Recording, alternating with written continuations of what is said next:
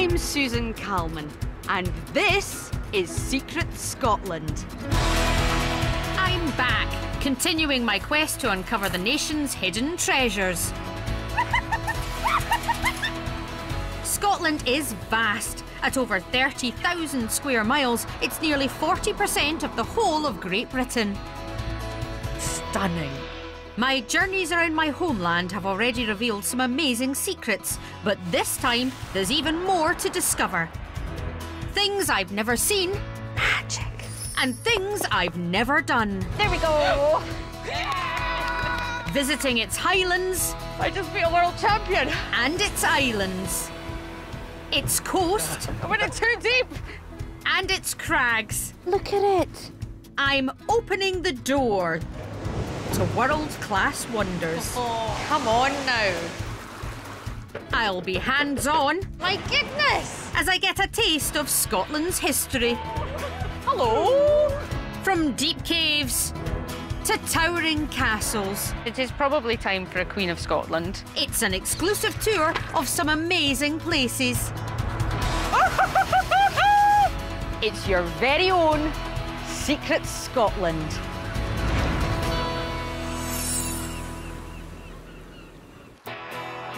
My incredible adventure brings me to the North Coast 500, Scotland's answer to the iconic Route 66. This is amazing. With unprecedented access, Behind the ropes. I'm uncovering the nation's hidden secrets past and present. Is that gold? Look like gold. You feel this big? And it promises to be breathtaking. Don't put your fingers in the water.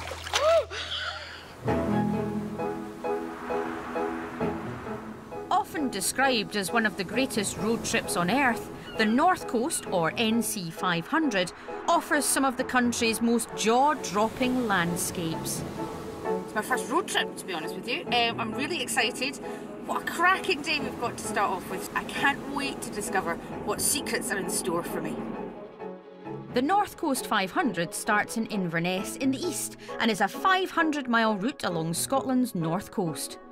For my journey, I'll be starting in the village of Golspie, travelling round the coast to the famous John O Groats and finishing up in Dunnet, near the northwest tip of the country. Few places can rival the beauty of the Northern Highlands. It's utterly magical. And perched overlooking the Moray Firth is the most unexpectedly extravagant building. I can see a wee glimpse of it through the trees. This is amazing. Gosh, it's just like my house. It's not like my house. Dunrobin is a fairy tale castle. And with 189 rooms, it's the largest house in the north of Scotland. I was not expecting that. The castle has been the ancestral seat of the Sutherland family for over 700 years, but was converted in the 1850s into the magnificent building you see today. The second Duke of Sutherland and his wife, Duchess Harriet, were part of the 19th century super rich, even playing host to visiting royalty.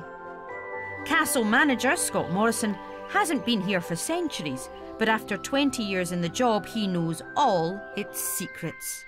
What an incredible place. Tell me about it. When it was built, it was never meant to be their main residence. This was their Highland retreat, their French-inspired summer home. Wow. There were 70 staff here at the castle to look after 22 people. So it's just your normal holiday cottage then, yeah? Yeah, pretty much, yeah. And gorgeous gardens. Yeah. What's your connection with the place? Well, I started working here in 1997 and rather foolishly told them during my job interview that when we were kids we used to come up and jump the wall and steal apples. If you're watching at home and you're a younger person, it's not advisable to say in a job interview you've stolen from the company. Just that you're applying to get a job from. This is not usual, just to let you know. Highland exception. Highland exception. And the gardens here are certainly a Highland exception, inspired by the gardens of Versailles, no less. The predominating wind comes from the west, and we do get the tail end of the Gulf Stream, which is why there's some quite sort of unusual and rare plants that grow here. One of the most famous guests at the Grand Castle was friend of the Sutherlands, Queen Victoria, who stayed here in 1872. And I'm going to see what sort of accommodation a royal would have expected in a pal's holiday home. My, this is a fancy room, isn't it? This is that French style. Again, the theme comes through all the way through the building. Do you want to have a quick look behind the ropes then? Behind the ropes? Shall we? Yeah. Not meant to, but I'm we'll not have usually... Do people usually get behind the ropes? No, not at all. After you. Like a fancy lady. This looks like one heck of a bed. This was commissioned for Queen Victoria's visit. It seems like a slightly shorter bed. Queen Victoria wasn't particularly tall. I mean, not everybody needs a long bed. Why are you looking at me like that, Scott? Why are you looking at me? But the bed is 6 foot square, so because it's square, I think it then leads to say it's a little bit deceiving. So they went to a huge amount of effort for Queen Victoria coming to stay. Queen Victoria was a close personal friend of Duchess Harriet. You know, if I have a friend to stay, I go to extreme lengths. You know, I sometimes change the sheets, buy French fancy, make them feel welcome. I've never built them a bed, though. This Harriet was a very generous friend, and it was clearly appreciated by Victoria. You always know it's serious when you need to wear a pair of white gloves. Normally safely locked in a cabinet, I'm getting my mitts on a very special bracelet. So this was presented to Harriet by Victoria and Albert. And that's who you see there? Yes. I'm never sure I should be trusted with things as precious as this. It is inscribed on the back. To Harriet, Countess of Sutherland. Victoria R. And Albert. I'm fascinated by the portraits they used to do. The detail and the colours are still stunning to this day. It's a very beautiful piece. What I love about it is it's one of the very first friendship bracelets. And the grandeur doesn't stop at the house. To enable them to reach their splendid holiday home, the Sutherlands put in the ultimate in Victorian luxury, their very own train station. And in paying to have the train lines extended here, they made this point of the Highlands accessible by rail for the first time. The section of line between here and Helmsdale was built privately by the Duke of Sutherland. It was a 16-mile section that was originally put in. For me to have my own castle with my own train station, it's a wonderful thing, though. Although still privately owned, today anyone can use the station. You can get a train To Dunrobin. To Dunrobin. Yes, absolutely. It's a request stop. It is literally when you see the train coming, you put your hand out and you stop the train. So hailing a cab. Imagine that waving at the track. Does he wave back? I hope he waves back. Displays of wealth from 18th century landowners were mired in controversy following the Highland clearances, when people were evicted from their land to make way for more profitable sheep farming. The Sutherlands' wealth is evident throughout the castle, and the second Duke commissioned eminent architect Charles Barry to design the castle and its clock tower. There's, I think, quite a lot of similarities with Houses of Parliament, which Sir Charles Barry designed as well. Look towards the clock tower. Big Ben, of course, quite a famous clock tower as well. There's a great inspiration, I think, that Barry carried on to Dunrobin. It's quite an astonishing thing, though. Yeah. That you go, oh, I quite like that, the Houses of Parliament. I'll get him to come and design my holiday cottage. Yeah. And that clock tower is gorgeous, isn't it? Well, one of the things that we have to do twice a week is wind the clock. So I haven't done it today. Let's do it. Let's do it. Off limits to the public, little old me is getting exclusive access to the Highlands' wee Ben. This is amazing. I love clocks. Listen to that. Yeah. Every swing is 2 seconds. This is the hour chime. Still has to be hand wound, which you'll find out very shortly. Yeah, it's not so easy, is it? So once you've done this for about half an hour, half an hour. Oh, all right. I don't want to break an antique clock. So about half an hour. Yeah. What you can do is put some gentle music over this to show the passing of time. Yeah? And then we'll just cut to it being fully wound. time certainly doesn't fly when you're getting a full abs workout. There's one thing you haven't noticed behind you on the wall here. It's not graffiti, it's actually, if anything, it's a history of people who've been up here. Some of them are 1900s. People who've been up here have put their name up on the wall with the date. So it's maybe something that you can do, or you would like to do. You wouldn't let me, would you? Yeah, of course. Oh, I actually feel quite teary. That'll be on the wall at the clock. Put that. As some say in Glasgow, I'm getting to mention a Victorian tower. Oh, that's amazing. Thank you. That's okay. Just a little surprise for you. What an unexpected first stop on our journey up the North Coast 500. I didn't imagine I would see an example of some of the greatest architecture in the country right here. And it just shows you, next time you're in London and you're looking at the Houses of Parliament and it's hustle and bustle and noise, you could be here instead. Isn't it lovely? Coming up, I dig for some valuable secrets. That's the gold. And discover a hidden harbour that's a step above the rest. It's like seeing nature at its most incredible.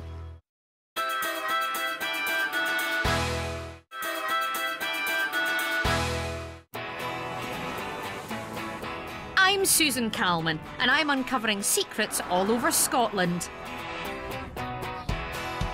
Today I'm road tripping on the North Coast 500, an iconic 500-mile route along the top of Great Britain. I'm tracking down some of the country's most interesting and incredible stories. That's pretty stunning over there, isn't it? I'm now heading up the coastline towards the village of Helmsdale. One of the things I love most of all about this show is the mystery.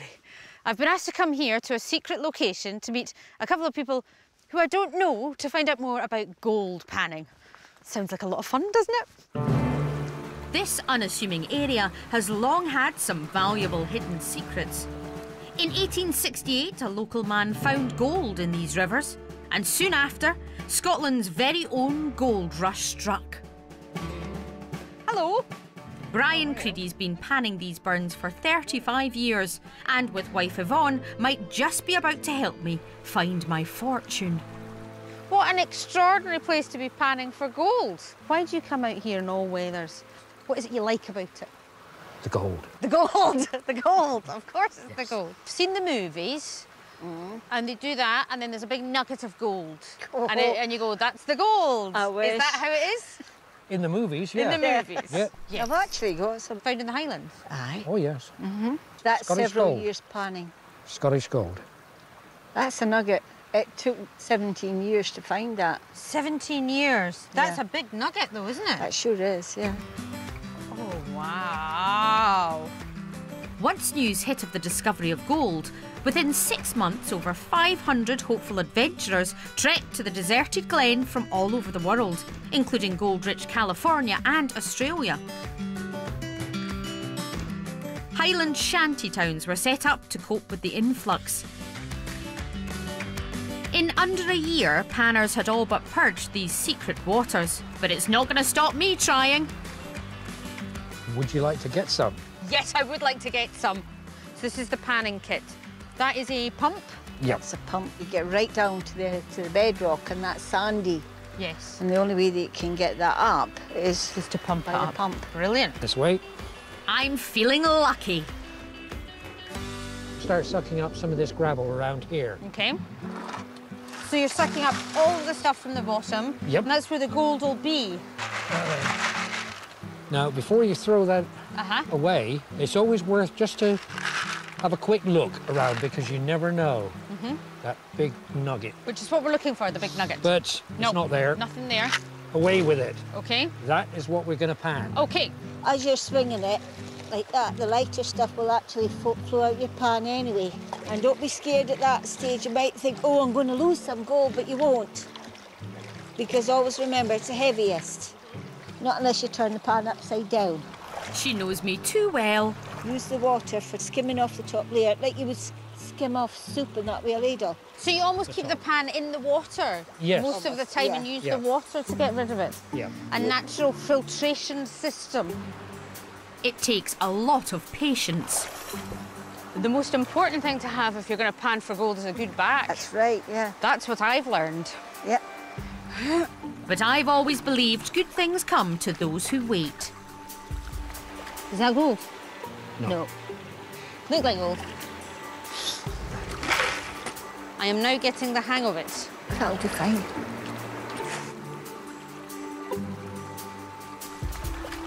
Yvonne thinks she's found gold and she's now not going to stop until she gets it. She's found a speck of gold! Keep it down, Calman. You'll start another gold rush. The suspense is unbearable. Yvonne may have found a piece of gold. You're looking at it now to see if it is. No, it's a wee... No? No. No. Bugger. Stand down. That'd be too good to be true. But I can tell you something. That's the excitement I want in my life. Flash in the pan. Yeah. Clearly, those early prospectors did a bang-up job. But even if you don't find gold, I can't think of a more beautiful place to be unsuccessful. I can see why Brian stuck at it for 35 years. He actually panned for my wedding ring. No. Yep. So that is panned from Burns That's here right, in Scotland. And how long did that take, Brian? 3 to 4 years. My wife didn't do anything nearly like that for me. We just went into a shop. I think I'm going to have words. I don't feel quite as special anymore, Yvonne. Oh, Smith. no. I didn't do that. Finding gold is definitely harder than losing it, but it seems those who pan together stay together. 45 miles further north is the town of Wick.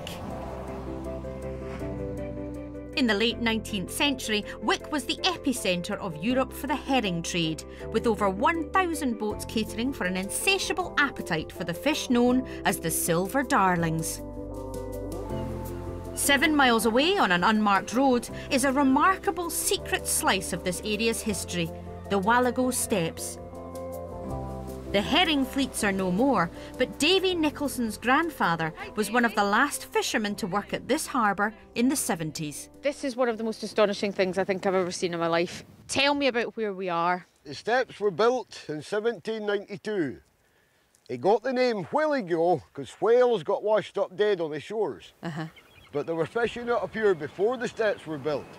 The fishermen slid down the rock face on their backsides to get to their boats. And how did they get back up again? They just had to climb back It up? was a hard job.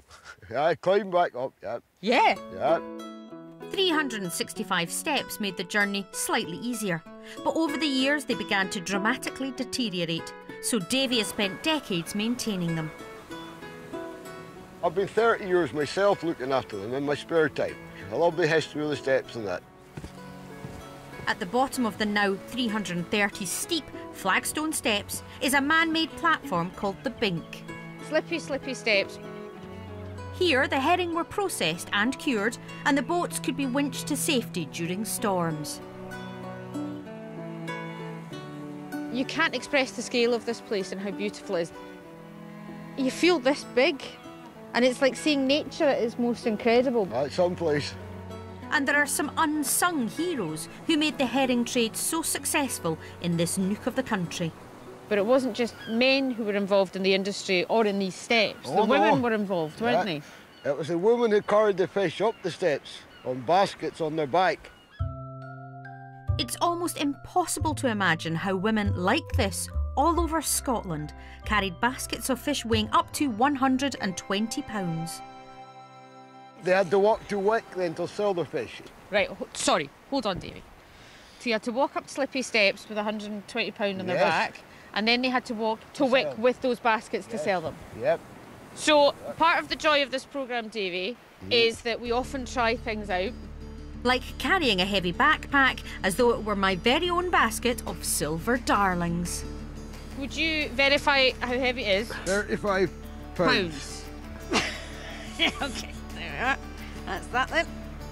I mean, It's important to stay dignified on television at all times, so, okay, right. I'm only lugging a smidge over a quarter of the weight the herring girls carried, and it's not easy. The first thing that's immediate is the balance issue, because you could easily go backwards down there, and this is just the start of the steps. See how far I can get. So, oh, my goodness, I just have to put that down now. That's, oh, not even a quarter of the way. I've done about 40 steps. There's 300 odd to go. I don't know how they did it. I really don't.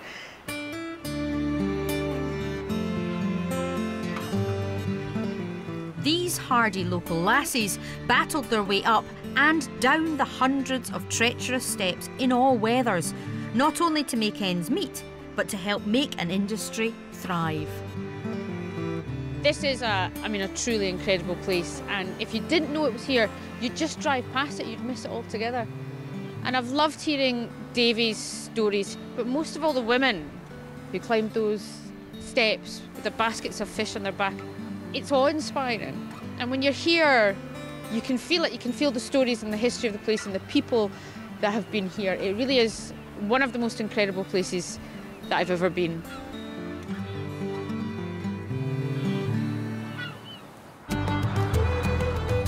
I can't wait for the next stop on my adventure. And now it's time to head far north for a pretty momentous part of the journey. John O Groats. Now, I've never been here before, but I've seen that iconic signpost on the television lots. You know, when you saw people completing charity walks or that kind of thing. This is the famous finishing point for the long journey from Land's End. Some like to take photos at new places. Me, I prefer something more tangible. I also want John O Groats specific items. Mugs. I think that probably is the right one there. As you can see, it has the map, shows you where you are. The fridge magnet stand. I like an old-fashioned Highland cow motif. So, getting that there. Oh, almost broke the mug. I'll paper it, it's absolutely fine. That's gift shop shopping complete. I hear people saying my name behind me. I'm just going to tell you, I love you to bits. Oh, thanks. And my daughter and I both like for you every week on. Oh, thank you very much, Cindy. You should have won. Oh, listen, I know that. What are you going to get in the gift shop? Magnets. So what kind of ones do you like? A woolly bully. A woolly bully. Say magnet. Thrilled to have met a kindred spirit, I've now clapped eyes on the gift shop owner, Walter Mowat. He's lived in this iconic village for 67 years, and I'm hoping he can reveal the secret behind its name. Hello. One of the things I think is quite fascinating is that people think of John O Groats and they think, oh, it's so Scottish and, you know, and it's actually from somewhere else. John O Groats is named after a Dutchman. I don't know if you know that. His name was Jan de Groot to the Dutch, or Chandy Groot, as we say. And he was sent here by the King of Scotland, King James IV, around 1496. The King granted de Groot permission to run a ferry service from the Scottish mainland to the Orkney Islands. This vital route made him a very rich and important man at the time, and today 100,000 people visit his namesake each year. Many thanks to the famous 874-mile journey from Land's End. It's a feat of endurance that's become increasingly popular over the last 150 years, whether by foot, bike or motorcycle. Keeping track of these attempts now falls to Walter. What people might not know is along the route you get stamps, don't you, to prove you've done it. And you are where you have to come in John O Groats to get the stamp. And then I sign it and date it, and it proves that they have been to John O Groats. Yes. So, Walter, have you ever thought about doing it? Well, it probably would be a good idea.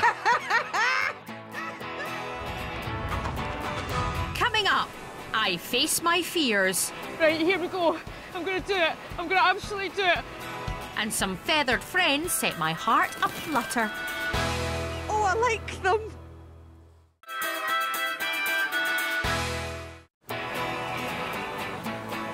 I'm Susan Calman, and I'm back on an epic adventure through Scotland. This time I'm searching for hidden gems along a route that's been called one of the best road trips on earth, the North Coast 500.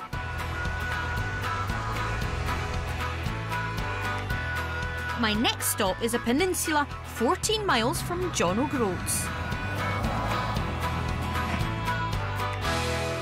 You might be thinking John O Groats is the most northerly part of the British mainland. It's not, you know, because it's right here where I am now. Dunnet Head is the most northerly part of the British mainland. These 300-foot-high cliffs are home to some of Dunnet Head's regular visitors. It's no secret that I'm a keen birdwatcher, so RSPB Ranger Rob Hughes is going to introduce me. There are puffins, and I've been chasing puffins my entire life. Yeah. There are puffins over there, aren't there? Are they nesting just now? They are nesting at the moment, so a lot of them will be on eggs at the moment. And how many eggs do they tend to have? It's just the one egg they have, so they only have one chick. So they share the incubation of the egg, and then once the chick hatches, they share the parenting of that too. Sadly, puffins are currently vulnerable to facing global extinction, but coastal spots in Scotland provide havens for one of the nation's favourite birds. What is it about this place that they want to come here? This is the perfect habitat for them, so they like nesting in the crevices of the cliffs. There's about 1,200 pairs at the moment. Thanks to the safety of the cliffs and their hidden burrows, numbers of these feathered friends are on the up here. So, what's a puffin really like? Small little angry balls of fur. Oh, I like them! In colonies, I've seen rabbits and puffins fighting over burrows. Who would win in a fight between a puffin and a rabbit? I don't know. Puffin always wins. I've seen him tumble down the cliff and the puffin flies off, the rabbit might not, doesn't. That's an amazing thing. I've had to come to the very end of Great Britain, but I can't wait to finally get my beady eyes on these tiny 10-inch terrors. Oh my goodness, oh, cheesy. Genuinely buried in, it's like a hole. Yeah. And it's just sitting in there. So that'll be about a metre deep, that. They look like little hobbit holes. They're extraordinary, aren't they? Yeah. You've got, like, one of the best jobs in the world, Rob. Perfect. Isn't it? This has been so lovely. I've been wanting to see puffins in their natural environment for years, and I finally managed to see them. And more than that, I found out a little bit more about what they're like, and they're slightly aggressive, a little bit angry, and prone to a bit of a barney. Essentially, they are me in animal form. So I'm off to fight a rabbit. Don't worry, no rabbits or Calmans were harmed. But I now have a hop, skip and a jump to my next stop of the North Coast 500.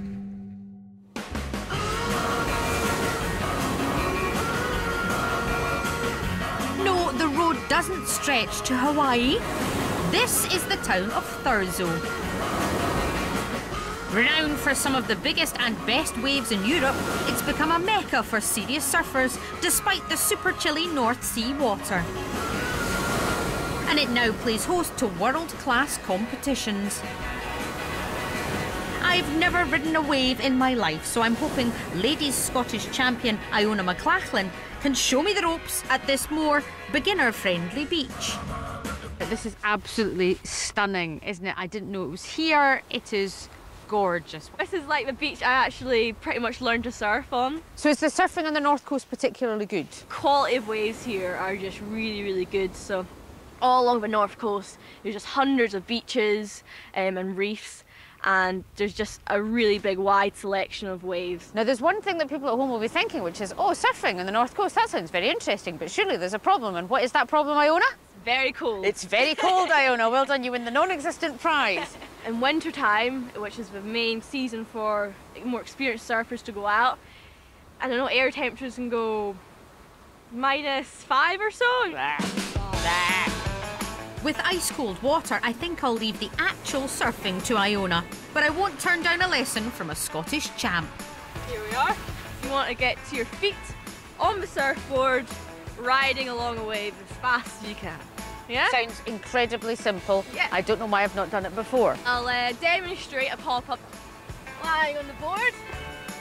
In the middle, you don't be tipping over. You're going to paddle, and then simply pop up. So you lie on your board. Good. I've got the lying down. We don't want T-Rex arms. We want long. Oh right, sorry. Right, okay. I'm doing that. Okay. I'm doing that. Chicken wings. Oh, sorry, chicken wings. Yeah. Okay. Big push up. Not bad. I mean, let's let's be honest, that wasn't bad. That's it. Pop-up nailed. Board elegantly atop my bonds. I'm going to face my fears and brave the water. Right, you ready? Yeah. I feel so invigorated. So good. Yeah. Don't be too long. No, I won't be. No, I can't wait, honestly. I've never felt more excited about anything in my life. You can do it, Calman. You're a surfer. Right, here we go. I'm gonna do it. I'm gonna absolutely do it. I'm absolutely gonna do it. I'm totally gonna do it. I'm absolutely not gonna do it. Oh my God, it's horrible. I'm not gonna do it. Yeah, best leave it to the pros. While Iona shows those unforgiving Scottish waters who's boss, the Calman's back to showing the NC 500 who's boss. Having already covered 110 miles, Scotland's north coast is still spoiling me with its beauty. It's absolutely stunning. I've reached the far-out Balnakeil. The village has a secret Cold War past. Built in the 50s as an early warning station against nuclear attack, when Russia's new missiles became too fast to warn against, the base became redundant. After the military left, the buildings were taken over by a group of artists and craftspeople.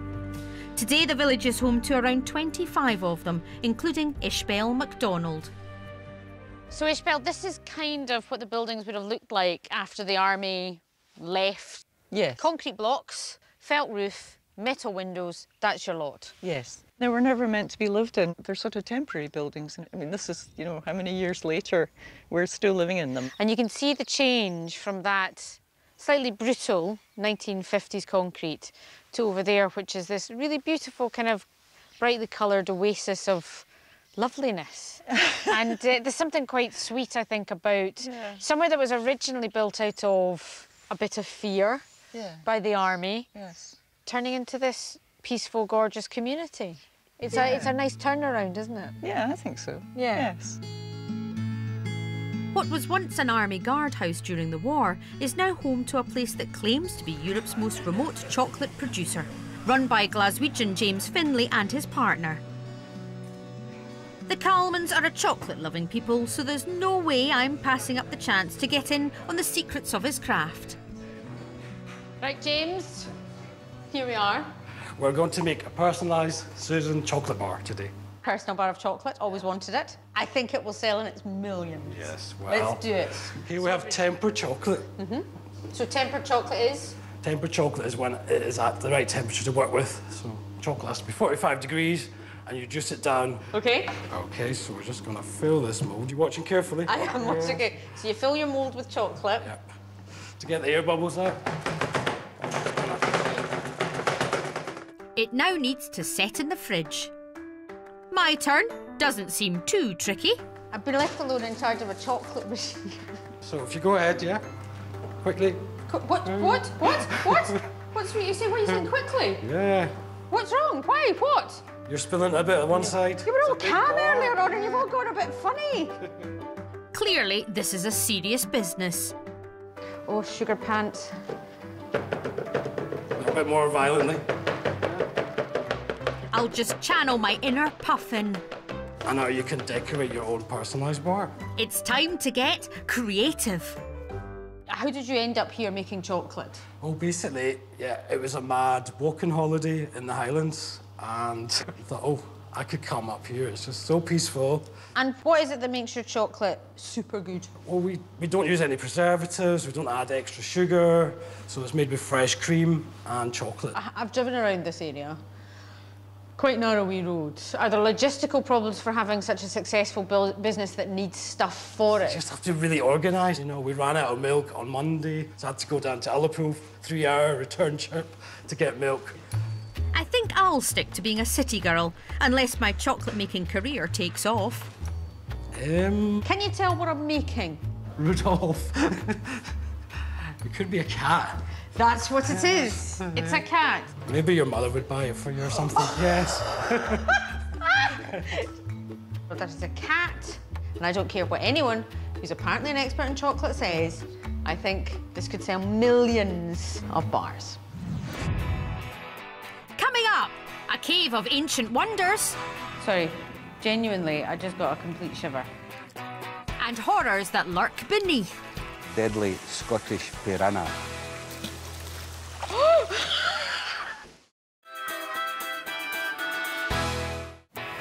I'm continuing my adventure following the North Coast 500. Hunting for hidden wonders, both past and present. I'm coming to the end of my journey, but I've been told that there's something I really shouldn't miss, so I'm off to find it. For my final stop, I'm driving just a couple of miles east. And this place is nothing short of spectacular. It's Smoo Cave. That is unbelievable. Formed hundreds of thousands of years ago, it's the largest coastline cave in Great Britain. It looks like something out of a fairy tale. You know, you're reading a book, Myths and Legends, and it looks like it goes on forever. And it is absolutely stunning. Derived from the Norse word smuga, smoo means hiding place, and hidden in the 3 natural chambers are signs of early man and living creatures that remain. Caver Fraser Eady is a modern man in the know about this mythical marvel's ancient and dark secrets. When you come round that corner and you see that, it's incredible, isn't it? It's pretty big, eh? And at one point, this cave would have gone right all the way out to sea. So the ceiling's collapsed all the way back to where it is today. Right, no, stop for a second. Hold on. So the sea's out there. Yep. And at one point, this whole part would have been covered This cave over would as have the gone cave. right all the way out to sea. Do you mind Come showing on, me we'll some have a more? look. Yeah, oh, aye, come on, let's do it. The sprawling outer chamber measures a vast 150 feet high by 65 feet across. It is immense.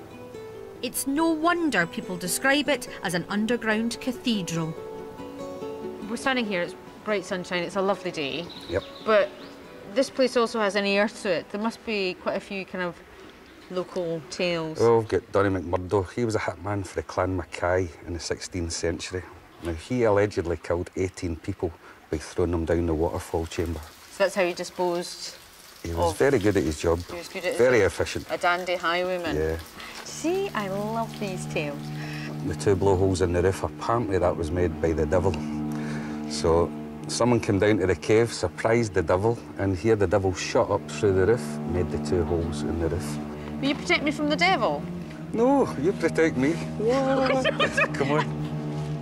The only way through the secret subterranean world is by boat, and I'll be keeping a close eye out for dead bodies and the devil. OK, Susan, if you get your head down nice and low, take you in. First stop, the Highwayman's Waterfall.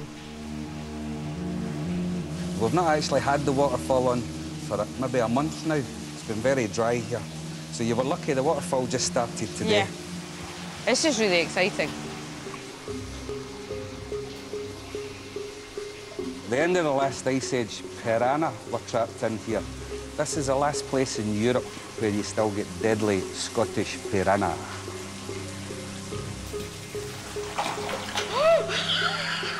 So don't put your fingers in the water. Oh, that is wonderful. What are they're not piranha, what are they? The Latin name's Brownus troutus. Brownest. But deadly Scottish piranha So sounds better. in this cave there are trout living? Trout, they would have come over the waterfall at some point. So they're breeding stuff in here. Given how fast they move for that food, they may as well be piranha. I think I'll keep my hands firmly in the boat. It feels like one of those kids' stories that you used to read. Like, you know, Blyton and stuff like that, where you go on an adventure. And the trout aren't the only cave dwellers. Archaeologists have found signs of human habitation here, stretching back over 6,000 years. And Fraser's going to dish the dirt on some of their Neolithic secrets. This is you in the 3rd chamber now. Now you can see the limestone.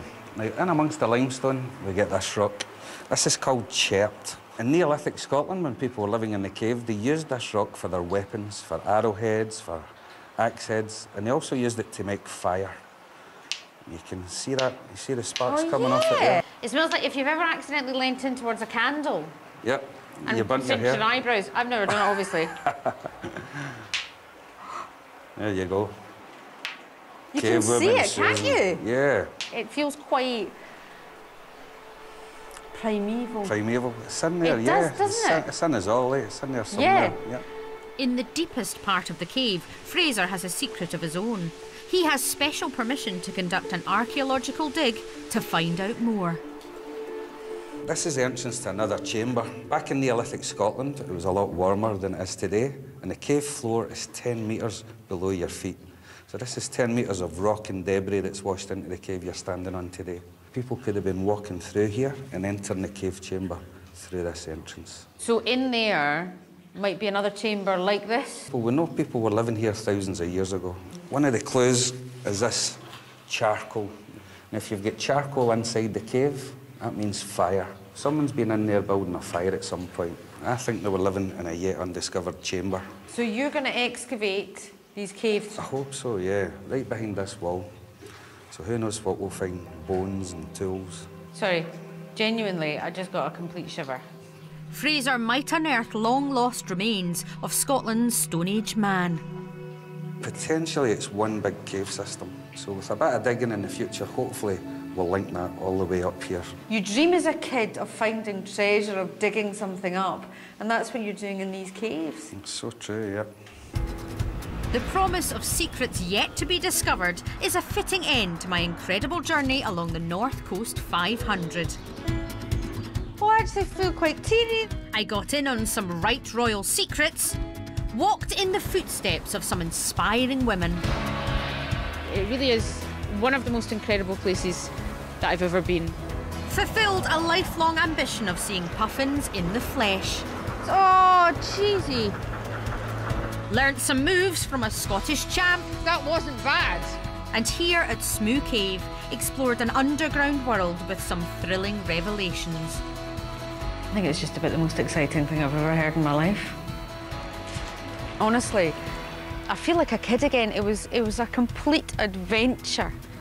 And that's what I've taken away from the North Coast 500. It's not about the journey. It's not about getting a stamp to say you've done it. It's about where you stop. And you have to stop and you have to spend some time in these places. Because if you do, you can find magic. Because honestly, there's treasure everywhere.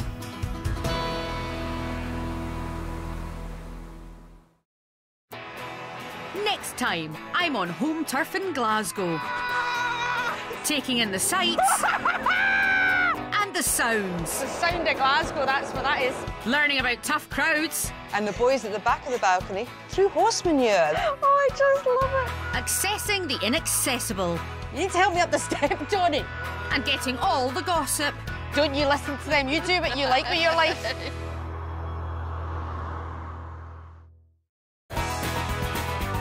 And Susan's back next Friday at 8. New tomorrow night, the reality of Victorian life, like 13-year-olds working 14-hour shifts. Tony Robinson's History of Britain shines a light at 8. New next, the cold summit of Snowdon, the chilled side of Ibiza and the hot spots of Bucharest. We're holidaying with Jane McDonald and friends in just a bit.